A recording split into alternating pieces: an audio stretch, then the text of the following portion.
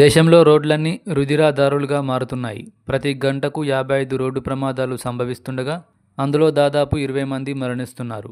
మరో 53 మంది క్షతగాత్రులవుతున్నారు.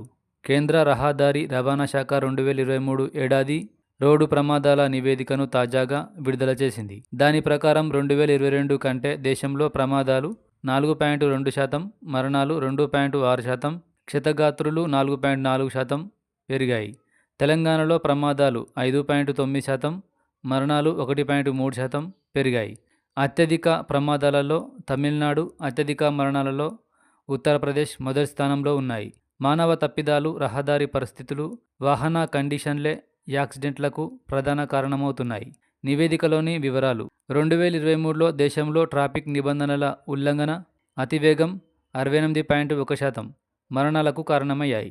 మృతులలో 18 నుంచి 45 ఏండ్లలోపు వారే 66.4% ఉన్నారు. యాక్సిడెంట్లు 68.5%, గ్రామీణ ప్రాంతాలలో 31.5%, పట్టణ ప్రాంతాలలోనే జరిగాయి.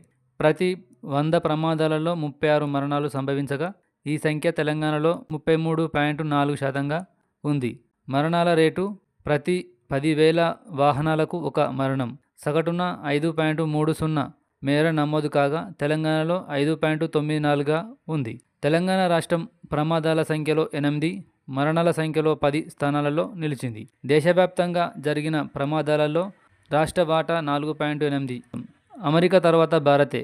రోడ్డు ప్రమాదాలలో అమెరికా 17,03,819, తర్వాతి స్థానాన్ని భారత్ 4,34,515.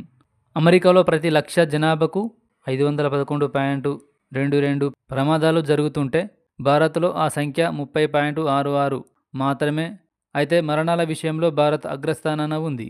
2022లో భారత్లో 168,491 మంది, చైనాలో 60,676, అమెరికాలో 42,514 మంది మృతి చెందారు. ఎస్వి ఛానల్ను లైక్ చేయండి, షేర్ చేయండి, సబ్స్క్రైబ్ చేయండి.